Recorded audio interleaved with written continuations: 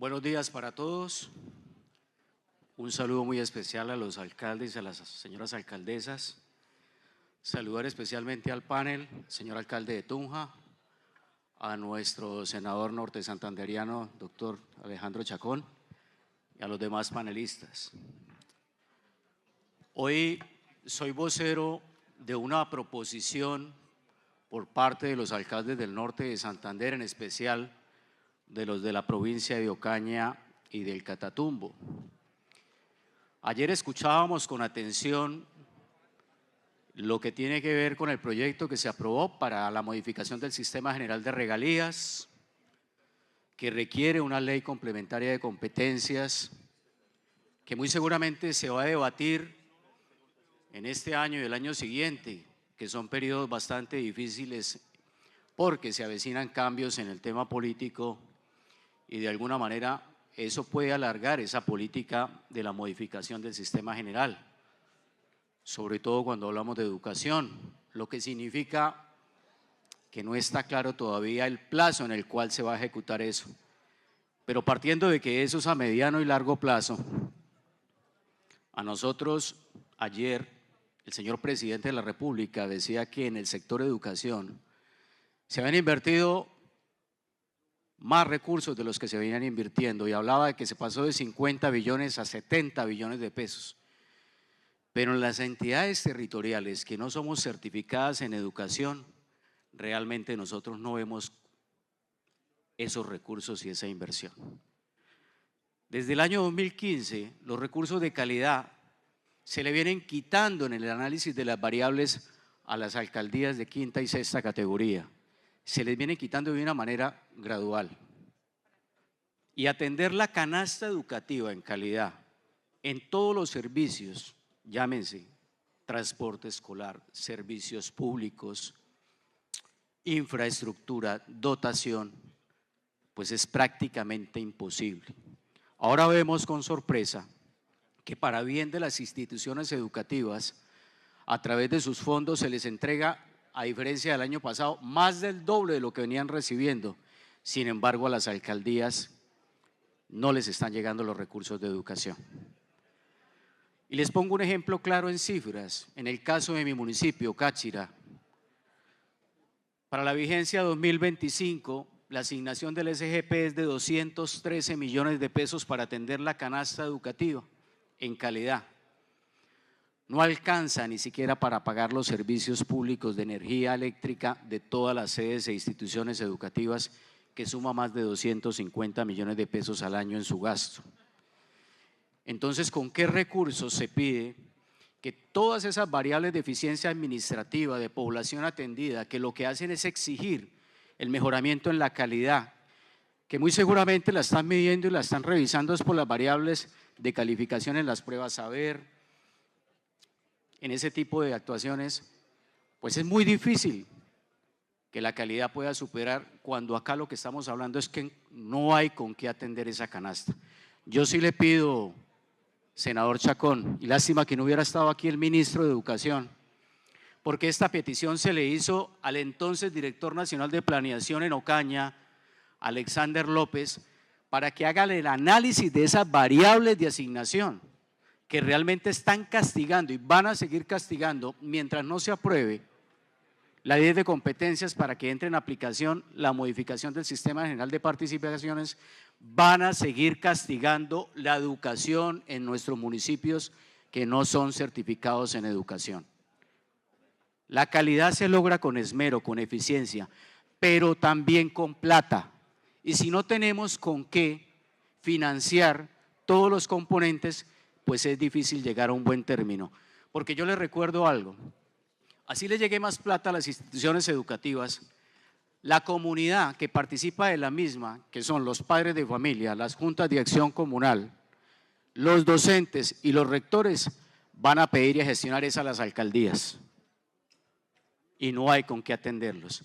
Yo le pido, senador Chacón, que a través de su visión en el Congreso de la República le comunique al señor ministro de Educación, que estaba invitado a este panel y no vino, de que de verdad, junto con Planeación Nacional, se examinen esas variables, porque a futuro van a seguir castigando a los municipios que no somos certificados en educación y no va a haber con qué atender la educación, mucho menos la canasta. Muchísimas gracias. Gracias, alcalde.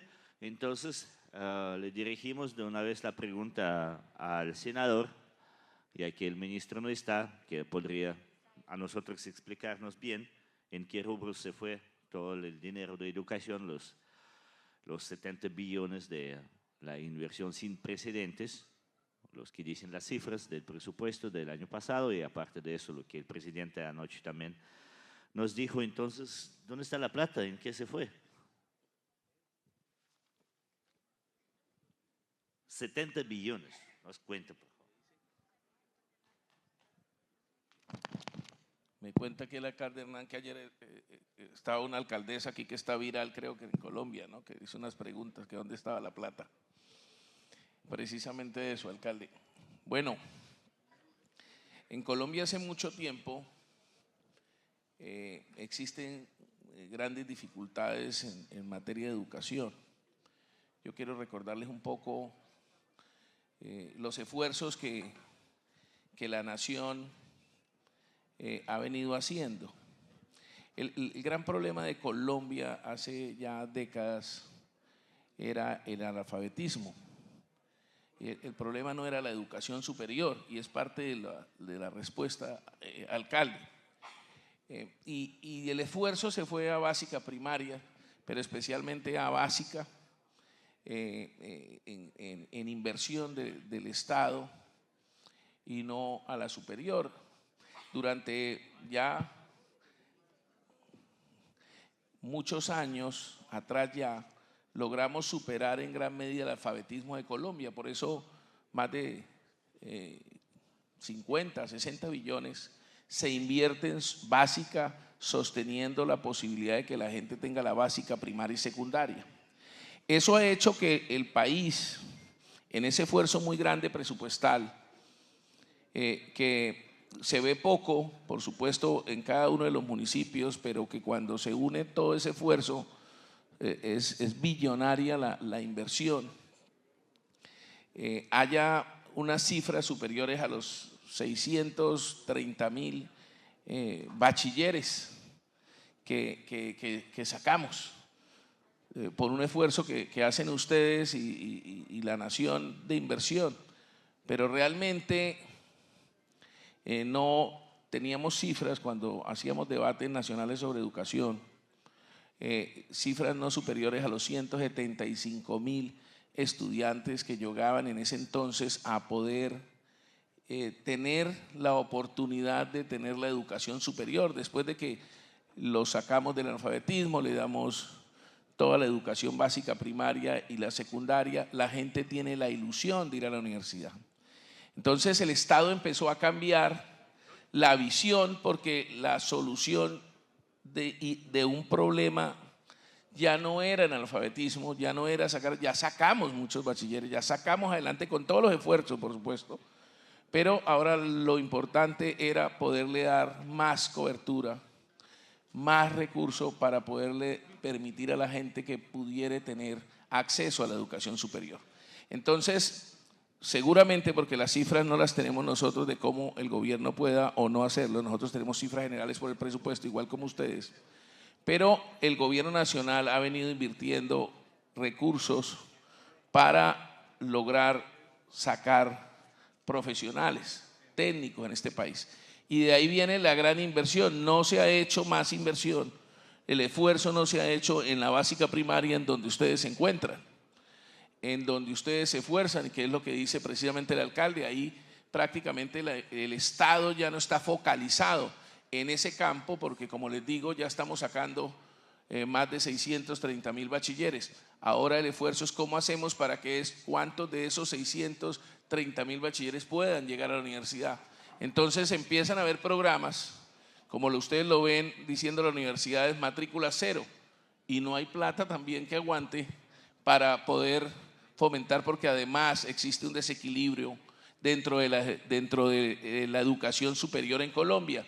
La inequidad no se da solo en los estratos sociales, se da también en la educación, como en todo. Ustedes Me imagino que a veces se quejan también porque un alcalde es más importante si nosotros tenemos la misma condición de alcalde.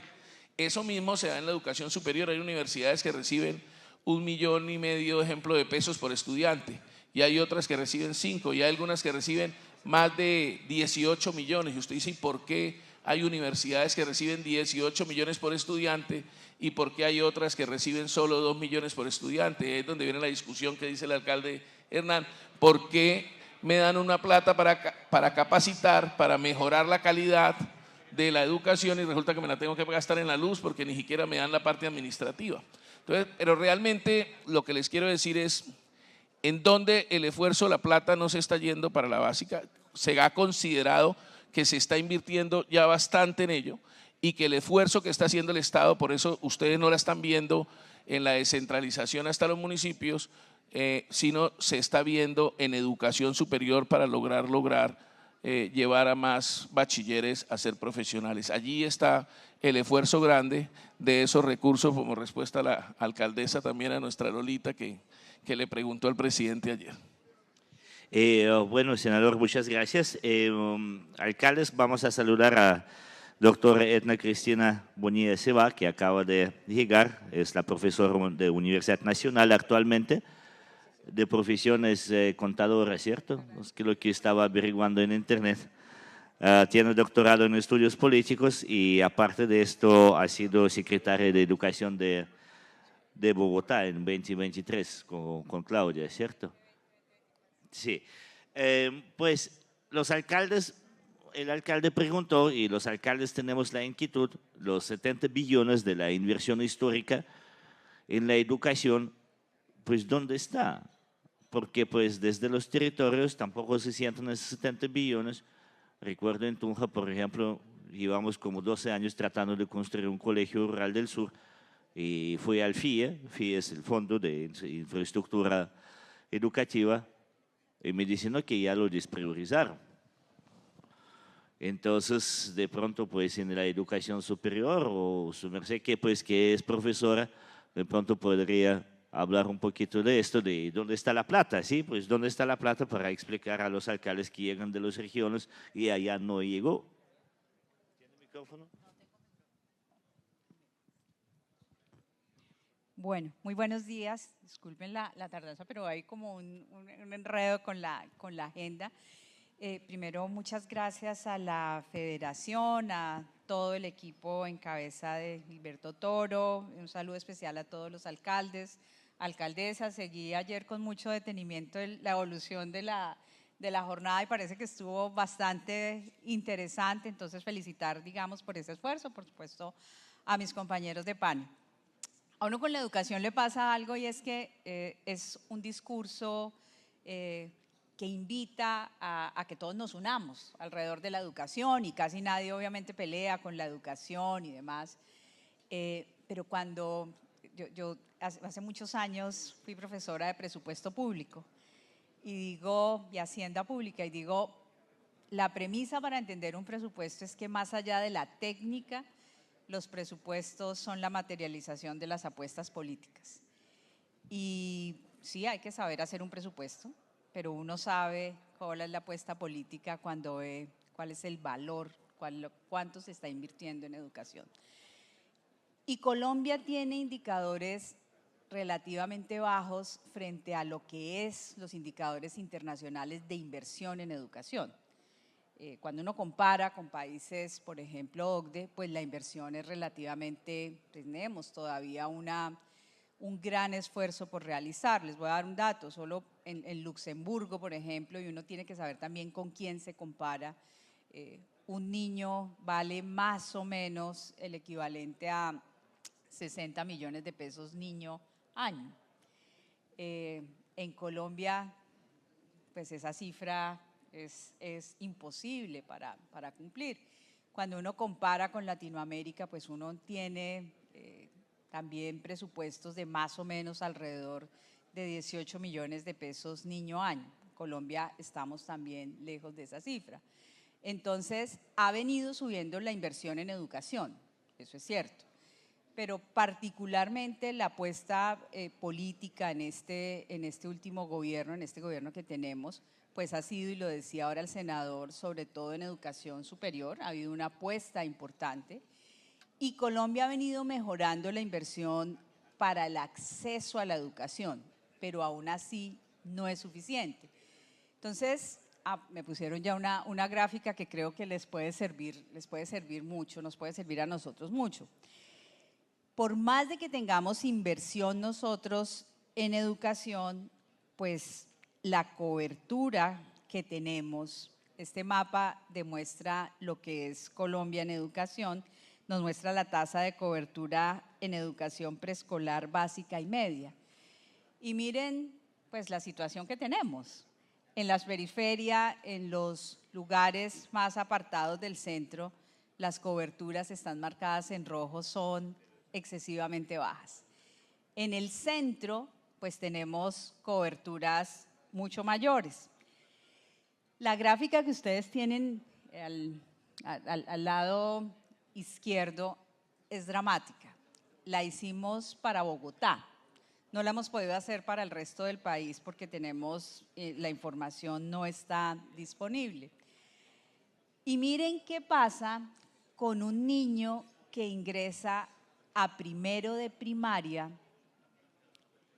cómo lo vamos perdiendo en toda la trayectoria educativa. Y eso es dramático cuando usted mira niveles socioeconómicos, por ejemplo.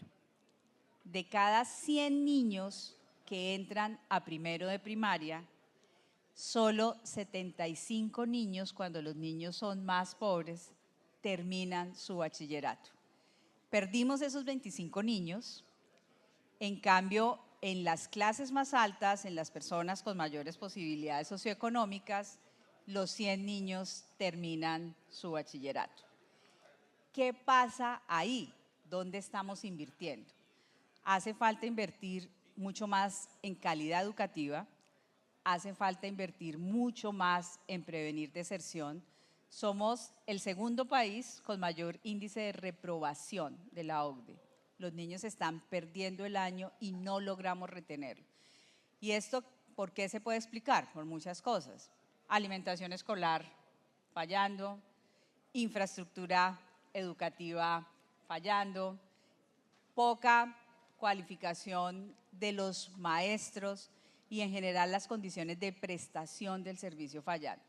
Entonces, creo que hay que mejorar la inversión para superar las brechas, porque desafortunadamente los retos que tenemos en materia educativa son enormes y no hemos logrado cumplir con todo lo que se requiere en educación. Pues hablando de esto, ya de hecho le he preparado preguntas para Edna Cristina, la profesora de la Universidad Nacional. ¿Cómo construir una política educativa que responda verdaderamente a las desigualdades históricas de acceso en Colombia? Miren, yo creo que estamos perdiendo una oportunidad de oro para transformar la educación de Colombia. A mí particularmente el plan de desarrollo me parece que es un plan de desarrollo interesante, que recoge pues varias de las expectativas que se tienen, pero no se ha cumplido. No se ha cumplido y pues estamos viendo enormes desigualdades. Yo hablaba con muchos de los secretarios y secretarias de educación y las dificultades que se tienen en la prestación del servicio pues son muy grandes. Para mejorar, lo primero que creo hay que trabajar en equidad social, en las condiciones y en las trayectorias educativas. Creo que en este momento hay una oportunidad de oro con la ley de competencias. La ley de competencias, Colombia, un país profundamente centralista. Entonces el aguacero, el colegio se cae y entonces toca ir al nivel nacional, lo decía ahora el senador Alfie, y entonces ¿qué es lo que pasa en toda esta vuelta? Nosotros lo que hemos dicho es garantice condiciones de equidad. Eso implica por tener preescolar de 3 grados. Cuando usted, un niño o una niña, y yo los invito a que muchos piensen acá, cuando los niños o las niñas llegan a primero de primaria y muchos ya llevan 3 años de educación preescolar, pues imagínense las condiciones cuando los niños llegan a los 6 años a su primer grado de educación. La brecha que usted creó ya en ese niño que de 0 a 5 años no tiene un proceso de formación educativa, difícilmente lo va a cerrar a lo largo de la trayectoria. Entonces, hay que trabajar en preescolar de los 3 primeros grados. Hay que mejorar las condiciones, las instalaciones físicas, la alimentación escolar, los materiales pedagógicos.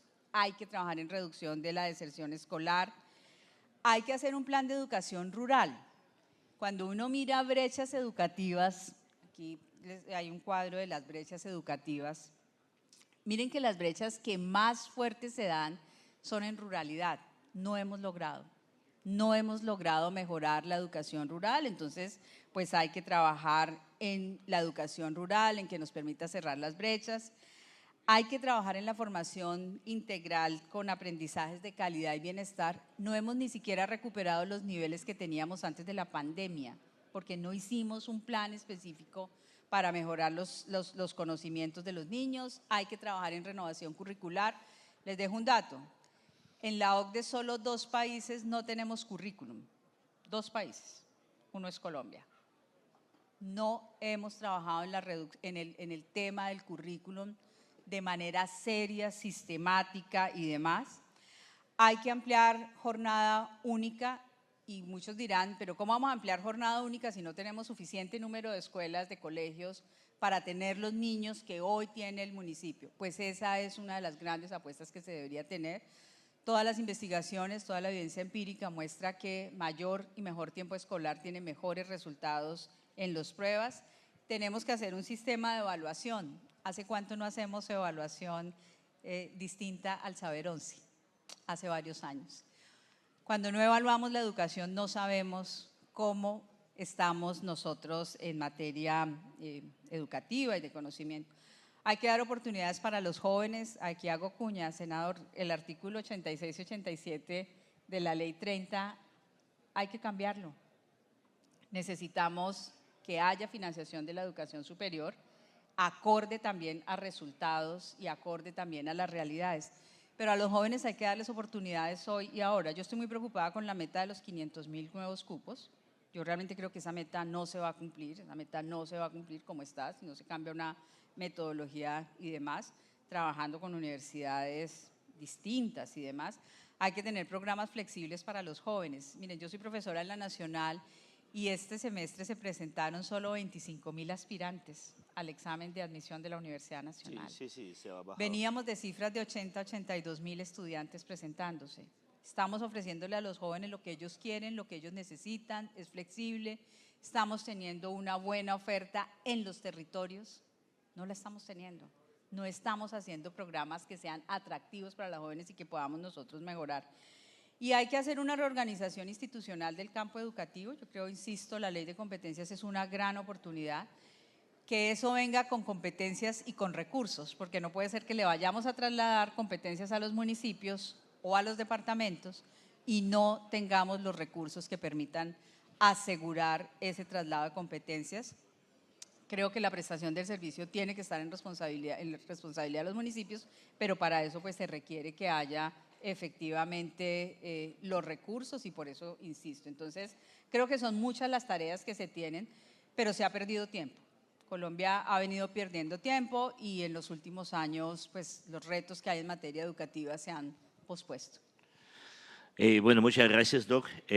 Bueno, para nosotros los alcaldes, bueno, soy alcalde de Tunja, pues somos municipios de primera categoría, pero la mayoría de las alcaldías son quinta y sexta categoría, donde para cubrir las brechas de financiamiento es imposible. En Tunja nosotros creamos un FOEM, un fondo que financiamos del presupuesto para cubrir necesidades específicas, como educación adicional a los docentes, algo de infraestructura, pero pues para los municipios de quinta y sexta categoría que son muy pequeños, no tienen esas posibilidades, es prácticamente imposible.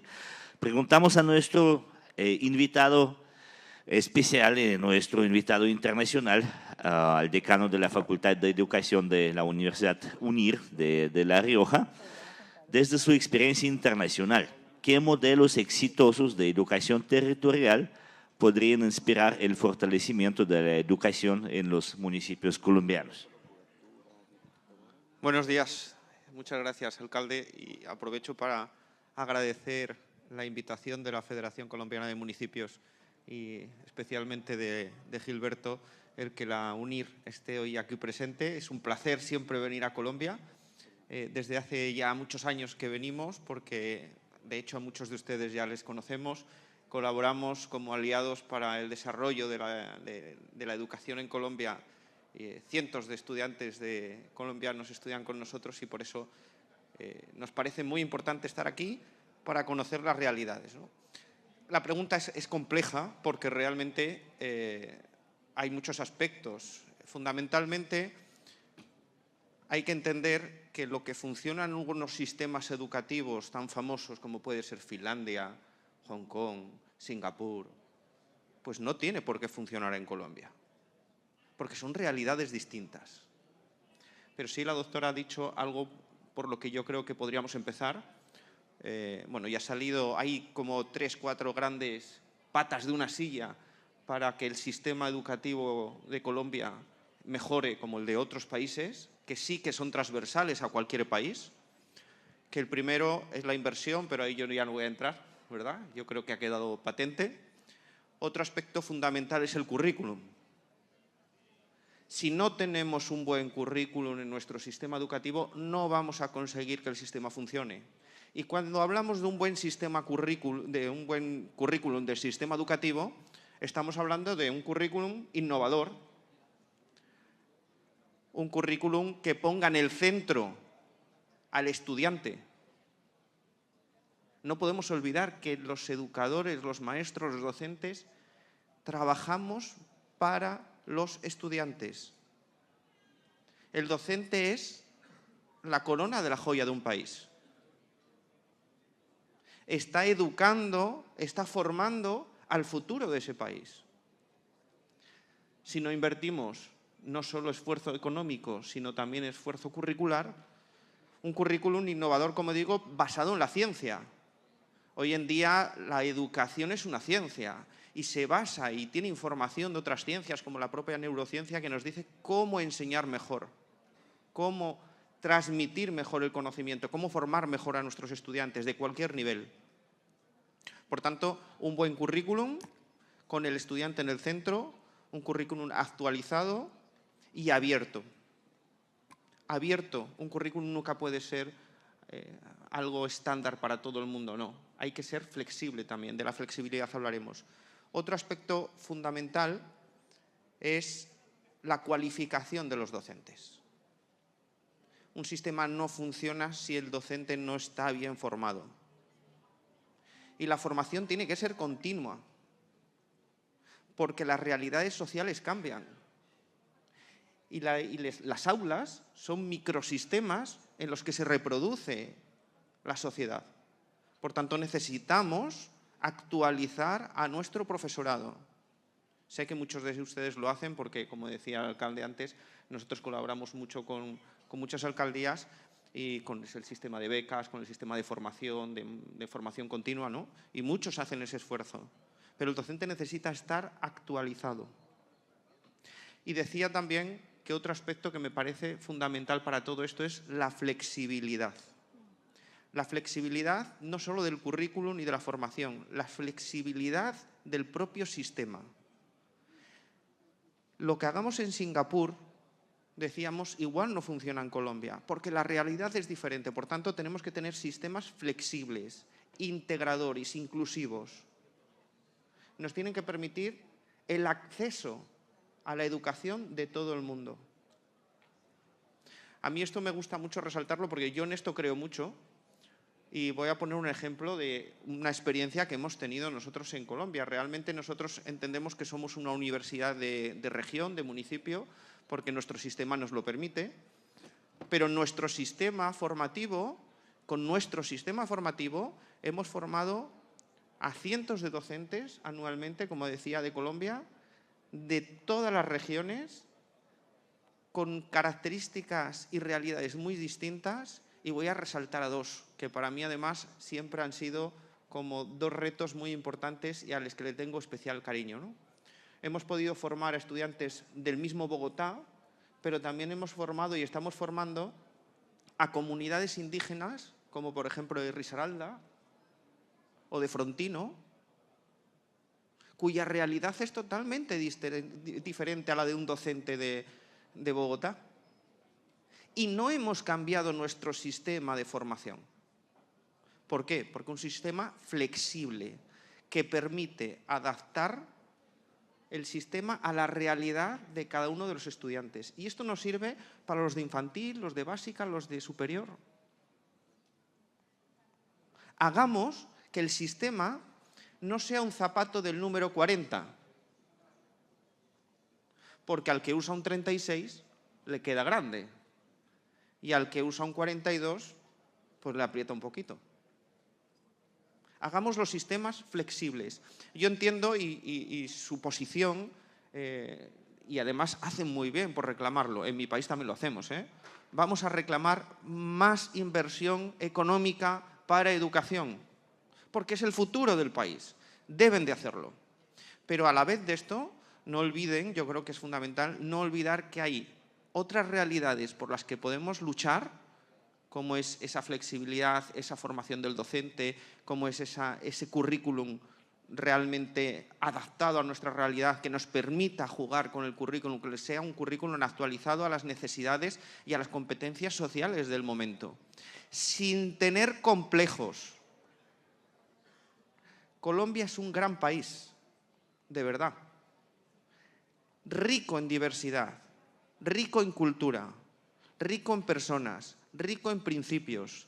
No tenemos que copiar a Finlandia, no tenemos que copiar a Canadá, no tenemos que copiar a otros sistemas. Lo que tenemos que hacer es que aquello que realmente necesitemos sea posible llevarlo a las realidades de nuestros municipios. Eso es lo importante. Gracias, doctor. Mira, yo soy alcalde de un municipio de 180.000 habitantes, más 50.000 estudiantes. Somos una ciudad universitaria.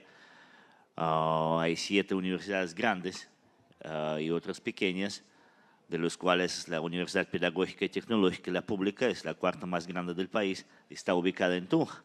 Yo siempre he sido profesor de la UPTC, de Educación Superior, antes de ponerme en la política y ser alcalde.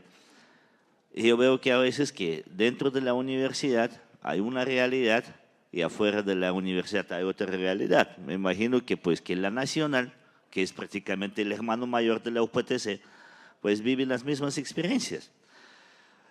Más para los municipios pequeños que no tienen acceso, no tienen presencia en sus paredes, en su tierra inmediata de las universidades, pero cada departamento sí lo tiene.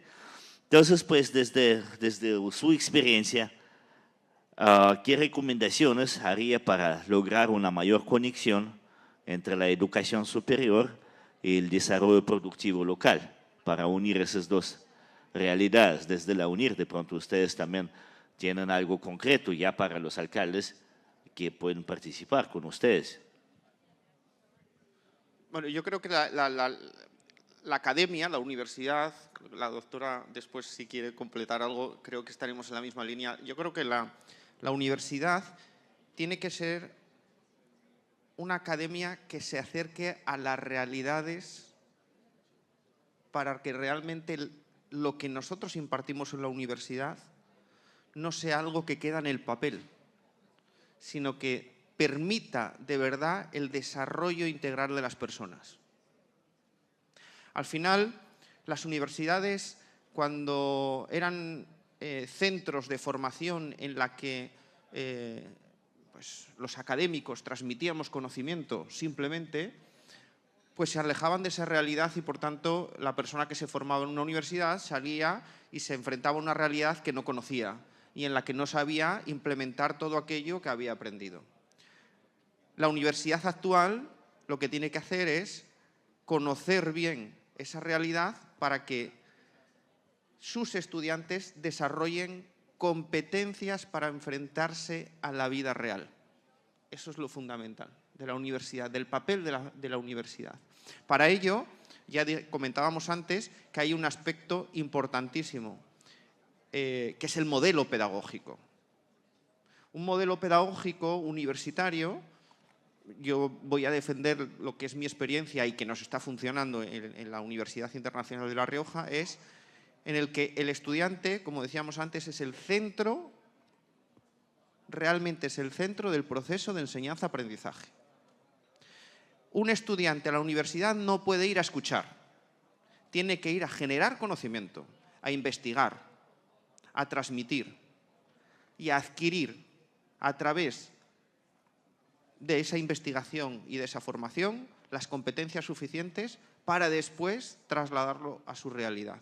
A partir de ahí generamos todo un círculo en el que la universidad está dentro del sistema y no está aislada del sistema, como ha estado durante muchos años tristemente, y que no aportaba más que un título. Hoy en día sabemos que los títulos no sirven. No sirven. Bueno, sirven para el ministerio, ¿verdad?, que nos lo pide, pero no nos sirven de manera particular, personal. Un título es un papel, no tiene más. Lo importante es lo que se transmite a través de ese papel, lo que se ha adquirido a través de ese papel. Por tanto, la universidad tiene que estar con los pies en la tierra, tiene que ir a los municipios, tiene que conocer las realidades, tiene que hablar con la gente. Y eso lo podemos ascender también, ya que tenemos al senador aquí, y como externo, pues sí que creo que los políticos, el ministerio, los senadores, los alcaldes, tienen que escuchar a los docentes. ¿Qué necesitan? Tienen que escuchar a la sociedad. ¿Qué se necesita? Porque no podemos formar a gente que realmente no aporte a la sociedad. Muchas gracias. Bueno, hablando un poquito del deber ser y del país que queremos tener, volvemos a la realidad, hablamos algo concreto, pues, ¿qué es lo que nosotros preguntamos a los senadores y a los representantes? ¿Usted qué ha hecho? Sin tomarlo mal. He investigado que usted ha sido el autor de la ley contra el madrugón escolar. Sí, pues desde mi experiencia personal, que soy de Rusia, viví en Alemania, cuando vine a Colombia a mí me sorprendió, oiga, ¿por qué los colombianos se despiertan allá a las 5 para empezar a trabajar a las 6? Sí, entonces hay muchos estudios que los colombianos son los que más trabajan y los que son menos eficientes en su trabajo, ¿sí? ¿Por qué? Porque se madrugan, porque el almuerzo dura 2 horas y ¿para qué? Entonces prácticamente pues todo el tiempo están en el trabajo. Y sobre todo los niños, ¿sí? Entonces, pero pues la cosa es que si yo empiezo a las 7, entonces tengo que llevar al colegio al niño para que empiece a las 6. Entonces ahora pues con la ley que pues que obliga a todos los colegios a empezar la jornada a partir de las 7, pues no solamente vamos a tener como el cambio necesario, cambio justificado en varios estudios de psicológicos, educativos, entonces el por qué está justificado completamente, pero sobre todo pues lo que afecta a las ciudades grandes que tienen trancón, por ejemplo, ¿sí? Entonces pues afecta la dinámica completa, ¿sí? Porque para alcanzar a llevar o mandar al niño al colegio y luego llegar yo a trabajo, ¿sí? Entonces pues va a haber bastantes cambios, yo creo personalmente positivos, ¿sí? Yo en Rusia empezaba clase a las 8:40, eso era normal, todo el mundo, ¿sí? Pero preguntemos, a ver, ¿cómo fue esa idea y qué más ha hecho por educación? Gracias, alcalde. Bueno, yo creo que aquí nosotros, que tengo 2 compañeros, al doctor Mansur y un saludo especial al senador Name, que acaba de llegar. Todos, igual que ustedes, hacemos grandes esfuerzos para tratar de cumplir nuestra función, tan difícil y dispendiosa y incomprendida, sobre todo los que hacemos la política. Nadie más incomprendido especialmente que los alcaldes. Así también somos nosotros en nuestra actividad legislativa. Muchos esfuerzos hemos hecho, compañera.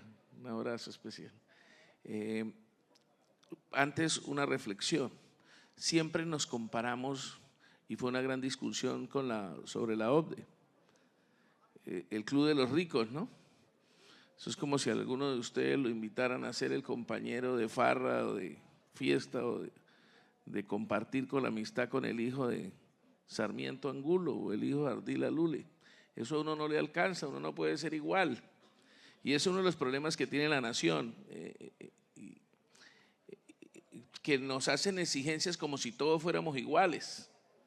Entonces hay 3 universidades en Colombia, incluida la nacional, la de Antioquia, la del Valle, qué bueno que le den tan buena financiación para que tengan muy buena calidad, muy buena universidad, muy buenos profesionales, precisamente porque el Estado se esfuerza mucho, pero creo que algo así como el 60% de todas las universidades tienen el presupuesto, ¿no? Entonces requiere más inversión, más equidad en la distribución de los recursos, y es exactamente lo que le pasa en los municipios, un poco más de equidad para la distribución de esos recursos.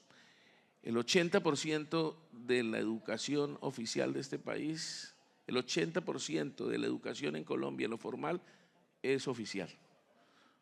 O sea, para que entendamos el esfuerzo, claro, lo privado es un complemento ideal que debemos permitir una apertura más grande. Yo he tenido grandes dificultades, señor alcalde, porque una de las luchas y discusiones que hemos dado ejemplo es hacer algo que hicimos con el fútbol. El fútbol eran sin ánimos de lucro y ha sido una discusión diciendo que queremos privatizar la educación. Si ya está privatizada, esas sin ánimo de lucro ya existen, esas que son privadas, realmente en muchas ocasiones son familias, y eso lo sabemos nosotros en las regiones. Y realmente, ejemplo, reciben donaciones. ¿Por qué no recibir solo donaciones las públicas? Hoy reciben esas privadas donaciones. ¿Por qué? Porque son sin ánimo de lucro, que realmente no es tan cierto. Y lo mismo en la educación privada. Ahora, nosotros hemos tratado de sacar un esfuerzo muy grande para volver un derecho fundamental la educación, para que lo sepamos. Hoy en Colombia, y es una de las propuestas constitucionales de la que yo soy autor, para dar respuesta, alcalde, a su pregunta, y de muchos compañeros más. La Constitución no trae como un derecho fundamental la educación. ¿Ustedes sabían eso? Irónicamente, que es lo fundamental en un Estado para desarrollar la nación, su gente. Y hoy nuestra Constitución no tiene el derecho a la educación como un derecho fundamental. Debemos incluirla para que se vuelva una obligación, un propósito.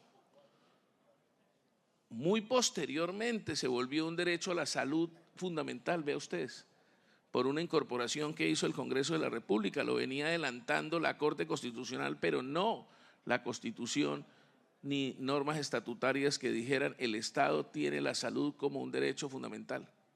Solo hasta hace muy poco, menos de 10 años, volvimos la salud un derecho fundamental, y la educación no hemos podido volverla una prioridad en Colombia. No hemos podido volverla una prioridad. Esa es una de las normas en las que luchamos, que hace poco volvimos a presentarla como una reforma constitucional para que se vuelva un propósito de la nación, la educación, de inversión, de esfuerzo nacional. También somos con un compañero, no sé si sea amigo suyo en la política, a veces somos amigos pero no compartimos la política. Hoy gobernador Amaya, el gobernador Amaya, con nosotros en una lucha muy grande, con un parlamentario, vamos a recordarlas, con quienes batallamos tanto, del Partido Conservador, el doctor Barguil también, logramos con un proyecto de mi autoría generar el CRE para la educación. Eso es mío, profesor. Y generó 1,5 billones para la educación superior en Colombia. Tuvimos una discusión grande sobre la distribución porque lo tratamos de que la equidad fuera para las que hoy no recibían casi recursos. Y hoy en día el que usted pregunta, alcalde, se llama la educación sin madrugón. es cierto, y es las comparaciones que hacemos, por eso puse la cifra del 80% oficial. ¿Sabe en qué colegios especialmente es que ponen a madrugar más a la gente? En los públicos. En los colegios privados más costosos del país, entran a las 8 de la mañana. Aquí, en cambio, los oficiales, donde está la gente más humilde del país, donde está la gente trabajadora asalariada de Colombia, los ponen a que se levanten a las 4 de la mañana las mamitas, a su familia, al hijo casi a las 3:30, medio lo que ustedes saben, las que son mamás o nosotros los que somos papás, vemos como el esfuerzo para poder levantar al niño que dice que casi que le toca en la noche para poder empezar a estudiar, como dice usted, alcalde. Y eso es injusto con la mamá, con la familia, con el menor. Y en ciudades capitales, usted casi ni ve al hijo. Cuando llega de trabajar el padre y la madre, ya su hijo está durmiendo porque pues se levantó antes de las 4 de la mañana. Hoy existe una libertad a los rectores que pueden disponer los horarios. Como no ha sido posible que entiendan algunos rectores en Colombia de que no hay que llevar tan temprano a los niños, que están afectando cognitivamente a los niños y afectando la unidad familiar también. Esta ley del madrugón exige, se quita la discrecionalidad en cabeza de los rectores antes de las 7 de la mañana para llevar a un niño a levantarse. La educación, como dice el profesor, hoy, cuando dicen la superior, escogen los horarios, saben a qué hora llegan, sobre todo en la educación superior privada. Se encuentra una universidad como la Javeriana que escogen los horarios en los que van a la clase, los días en los que van a la clase, programan su programa. Entonces, ese es el madrugón, tratar de lograr un poco de justicia para las madres y los jóvenes en este país. Bueno, muchas gracias. Espero que esta nueva ley nos va a traer cambios positivos. Estoy muy seguro de esto. Entonces, pues ya nos dice el tablero que pues que ya nos toca terminar. Lastimosamente, el ministro que iba a respondernos a los municipios, ¿qué hacemos nosotros los alcaldes con la infraestructura educativa? ¿Qué hacemos con la dotación? ¿Qué hacemos que los pupitres son viejos, que se me inundó el salón, que se me va a caer el muro de contención? No tenemos esas respuestas, entonces pues por ahora cada quien tiene que luchar con su presupuesto.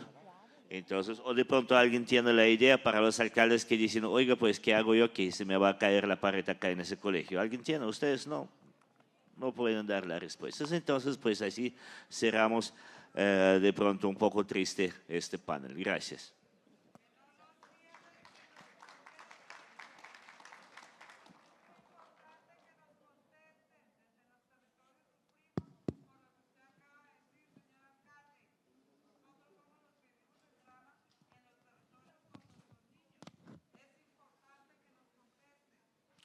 Sí, de acuerdo, es importante que nos contesten. Por eso estaba invitado acá el ministro de Educación, pues lastimosamente por las cuestiones de agenda él no vino. Entonces de pronto el senador, que hace parte de cierta forma de otra rama, pero también pertenece al gobierno por cierta parte, por cierto lado, entonces de pronto su merced nos conteste, porque la profesora no creo que tenga la receta, el decano de España tampoco, pero pues la única persona que de pronto más o menos puede contestar eso es ¿qué hacemos? Bueno, alcaldesa, un saludo especial. Ustedes saben que nosotros no somos gobierno, somos otra rama del poder público. Nosotros, como ustedes, somos elegidos popularmente, es igual que el presidente y es parte de nuestras luchas, esas luchas que ustedes tratan. Aquí el doctor Mansur, ejemplo, les va a contar la lucha para que ustedes puedan liberar el FOMPED. En el gobierno nacional no entienden eso, aquí casi todos los gobiernos son bolivarianos. Se les olvida que uno en particular puede querer un poco a Santander, que era no centralista. Casi todos los gobiernos son centralistas, bolivarianos. Los santanderistas son descentralistas. Creemos en que no debe concentrarse el ejercicio del poder y el recurso de la nación.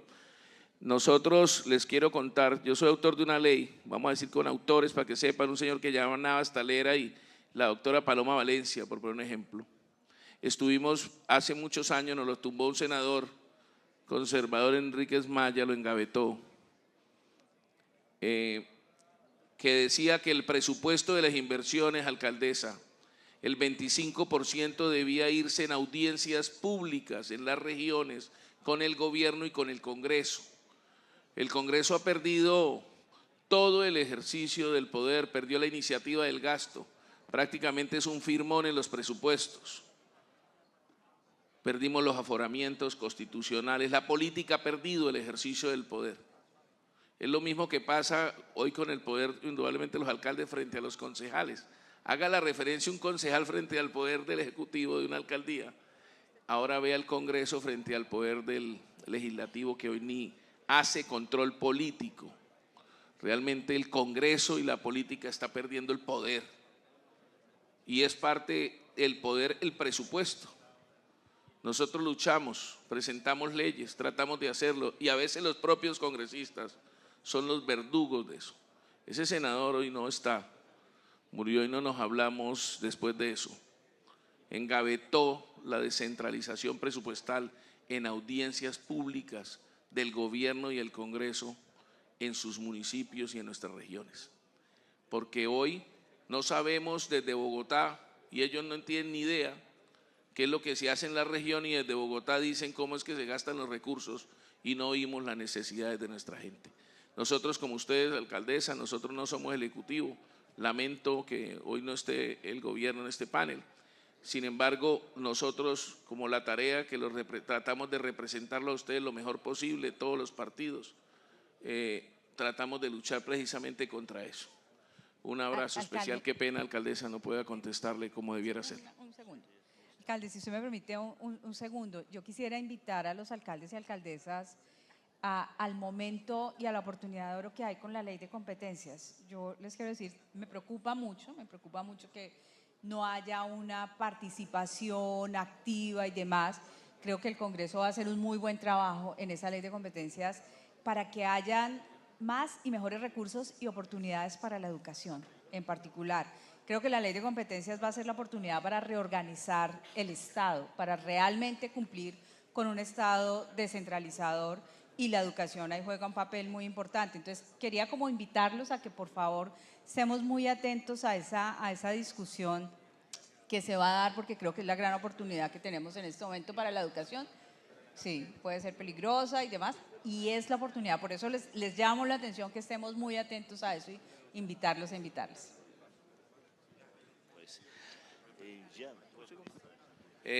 Para un poco, esta es una ley que parece muy buena, ¿no? Puede ser peligrosa y ahí el Congreso, nuestros compañeros, estar muy alertas, porque realmente hoy hay una responsabilidad de la nación que cuando venga ese sistema de distribución, que tiene que hacerlo ahorita, pueden terminar cargándole lo que hoy ya manda la nación, que ejemplo es el pago de los profesores, y decir aquí va la participación, pero ahora lo paga usted. Y es exactamente. Hoy en día les ponen a ustedes la responsabilidad, ejemplo, de los sindicados. ¿En dónde está la plata? Que debería ser una responsabilidad del Estado. Y les tocan las estaciones de policía y tienen que pagarle ustedes hasta la plata de los sindicados a los IMPET. Eso estas son las locuras de la responsabilidad. Entonces, eso puede ser muy peligroso en la medida de que no sea ampliación de recursos, sino que sea solamente descentralizarle lo que hoy paga el Estado y dándole la responsabilidad a los municipios. Hay que estar muy pendientes, alcalde. Bueno, terminamos el panel, lo cerramos porque también yo entiendo que todos nosotros los alcaldes queremos respuestas a unas preguntas concretas. ¿Dónde está la plata y qué hago? Pero no hay representantes del Poder Ejecutivo acá, no está el ministro de Educación, no está el director de FIE, que es de infraestructura educativa, que también pues hay bastantes preguntas allá. Se puede hablar mucho de la educación, empezando de que es el derecho fundamental, pero como decimos en Alemania, tener derecho y obtener derecho son cosas diferentes. Muchas gracias.